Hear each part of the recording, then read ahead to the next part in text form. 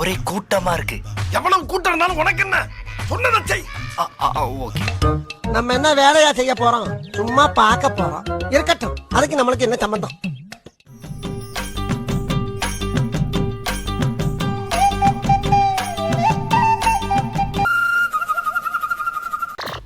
என்னடா என்ன இங்க கூட்டம்? கழுதைகள் செத்து போச்சா? தள்ளக்கிட்டு தள்ளா.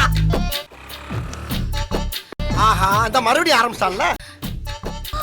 கேப்பு கிடைக்கிற இடத்துல எல்லாம் புள்ள பண்றானுங்க. இன்றான்ல நிறைய போறான்டா.